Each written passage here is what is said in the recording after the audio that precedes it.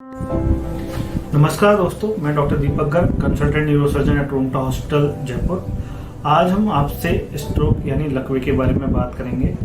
और इनका जो है कि स्ट्रोक का अपनी वो होती है कि स्ट्रोक के कि पेशेंट इंप्रूव नहीं होते, हॉस्पिटल में गए तो हॉस्पिटल में मोर्टेलिटी ऐसा नहीं है कि 70 to 90% पेशेंट को इम्प्रूवमेंट आता है। और टाइम के कुछ पेशेंट्स को टाइम थोड़ा लगता है क्योंकि अपन ने उस टाइम को गवाया है, क्योंकि जो गोल्डन पीरियड में पेशेंट्स आते हैं उनमें 70% 90% पेशेंट में रिकवरी तुरंत आ जाती है, क्योंकि अगर थ्रोम्बोलाइसिस किया है, मैकेनिकल थ्रोम्बेक्टमी की अगर अपन ने लेट किया है तो टाइम के साथ साथ धीरे धीरे वो भी कुछ पेशेंट को महीने भर लगता है, कुछ को 1.5 महीने लगता है या 2 महीने के अंदर पेशेंट का इम्प्रूवमेंट होता है। थोड़ा बहुत वीकनेस साथ में रह सकती है।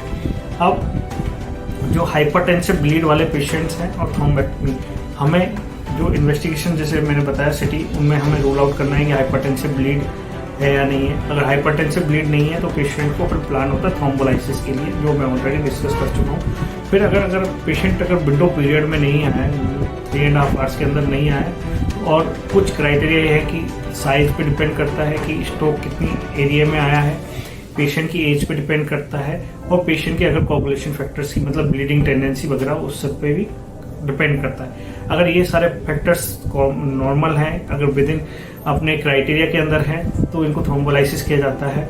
और अगर थ्रोम्बोलाइसिस नहीं कर पाते हैं तो फिर हम मैकेनिकल थ्रोम्बेक्टमी भी कर सकते हैं, थ्रोम्बस निकाल सकते हैं। और इवन ये पेशेंट्स को जैसे कभी कभी बहुत बार हेमीस्फीयर में भी इंफाक्ट हो जाता है कि पूरा ब्रेन का आधा हिस्सा हो गया, तो वहाँ पे डिकम्प्रेसिव सर्जरी भी की जाती है कि जिससे ब्रेन को स्वेलिंग होती है, स्वेलिंग की वजह से और ब्रेन कंप्रोमाइज होता है, तो उसके लिए की जा सकती है। अब जो हाइपरटेंसिव ब्लीड वाले पेशेंट्स में होता है कि हमें बीपी को मेंटेन करना है, साथ में जो एरिया जो ब्लीड ने किया है तो वो इतना ना हो कि हम उसको दूसरे वाला जो पार्ट है ब्रेन को उसको कंप्रोमाइज ना करें। अगर वो छोटा है तो धीरे धीरे कंजर्वेटिव मैनेजमेंट किया जाता है, कोई ऑपरेशन की जरूरत नहीं थी। अगर ये लगता है नहीं, ये थ्रेटनिंग है कि दूसरे पार्ट को ब्रेन को प्रेशर कर रहा है, दबाव कर रहा है, तो इस ऐसे में थ्रोम्बस को जो ब्लीड हुआ है उसको निकाला जाता है, क्रेनोटमी की जाती है और ऑपरेशन किया जाता है। और बहुत सारे पेशेंट हैं जिनको इम्प्रूवमेंट मिलता है,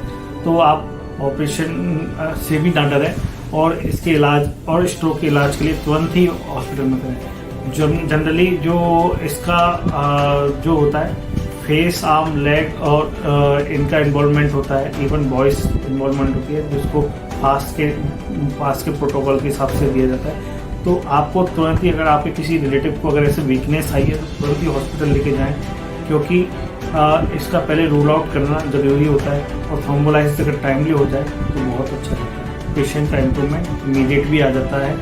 तो आप तुरंत अपने किसी रिलेटिव का अगर है तो तुरंत ही उसका इलाज कराएं।